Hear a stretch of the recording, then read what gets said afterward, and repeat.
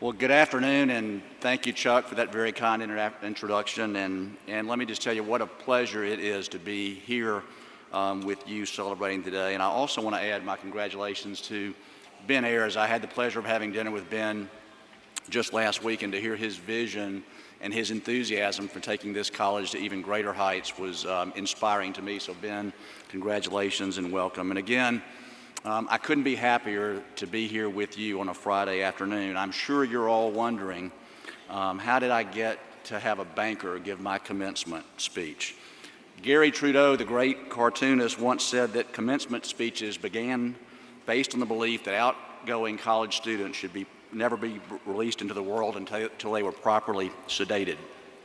I hope that's not what happens today. I know it's a big day for you and your family. Commencement actually means a beginning. In this case, the beginning of a new phase of your life, a new place in the world, and I know you're more than ready to get started. I actually called my good friend Dean Knapp last week and asked him if he had a couple of thoughts that I could weave into my speech, and he said, I not only have a couple, I've got three.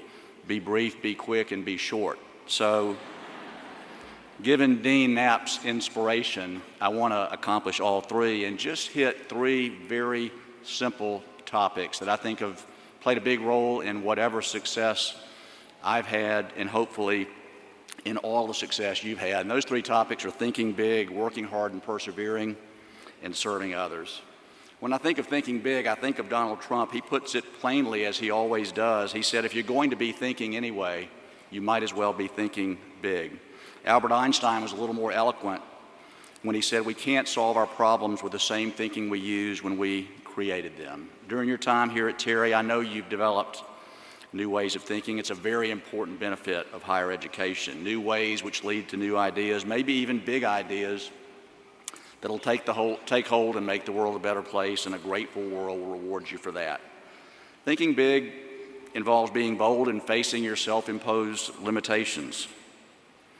I think back during the toughest times of this financial crisis, when I would often joke with my team that short-term is today and long-term is Friday, but we never quit thinking big and dreaming about the company that we knew we would have post-crisis and the relationship we wanted to have with all of our customers. So never quit thinking big, never quit dreaming big. During an interview, Sheryl Sandberg, COO of Facebook, said, don't let your fears overwhelm your desire. Let the barriers you face, and there will be barriers, let them be external, not internal.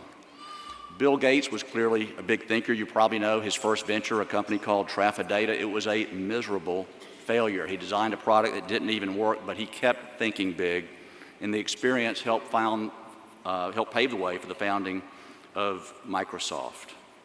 And just like with Bill Gates, whose first failed attempt preceded the success of Microsoft by 4 years, success is not going to just happen overnight. True success, the kind that lasts long-term, can only be achieved through hard work and perseverance. And I know that sounds overly simplistic, but I think it is so true. Our world has changed so much since I got out of college. Everything is faster, smarter, better. One thing that hasn't changed is that hard work and perseverance forge the path to reaching your personal and professional goals. There are no shortcuts. There are no apps you can download. As CEO of Synovus, I see every day that the ones that work hard are the ones that get the new opportunities. Many they create for themselves through their ability to think big. They get bigger financial rewards, and they're much happier in their work. And along with that hard work comes perseverance. Ideas like Bill Gates don't always work the first time. Roadblocks, setbacks, and naysayers will regularly line your pathway, but you simply can't quit, and the very fact that you're here today means you didn't quit. You may not know that Steven Spielberg was rejected twice from the University of Southern California's film school. The rejection inspired him to work harder, and he ended up doing films like Jaws, E.T., Jurassic Park, Schindler's List, Lincoln, just to name a few. He persevered, and his reward was great. Thomas Edison failed again and again and again while trying to invent the light bulb, but giving up never occurred to him. When asked why he continued after so many setbacks, he once said he hadn't failed, he'd just found 10,000 ways that didn't work. We have our own story about not giving up at my company, and I'll tell it to you briefly. The last several years have marked the worst time in our company's history. Many of my friends told me later they referred to us as the Walking Dead. I can only imagine what my enemies said. There were many times I was rumored to be in Canada selling the company, that every negative headline and rumor that could be said or printed about a company was done. And on October the 3rd of 2011, the market cap of our company was less than the amount we owed to the U.S. government under the Troubled Asset Relief Program, just under $1 billion. The opportunity to serve others is one of the main reasons I went into banking 40 years ago. No matter what career you serve, and I know it's early to think about that, but no matter what career you choose, be committed to serving those around you. You'll have a chance to do it in so many ways, whether meeting the needs of a customer, a community, caring for fellow employees, sometimes those you may be leading. I promise you'll find nothing more rewarding in life than the privilege of serving others. The great news is I know most of you graduating today have been encouraged and in some cases even required to do community service as part of your academic curriculum, either in high school or here at UGA, so you probably know better than previous generations the value of giving back. But don't stop doing it just because you're no longer required to do so. Your continued service will ultimately benefit you and whatever community you call home. As philosopher and psychologist William James said, the greatest use of life is to spend it for something that will outlast it.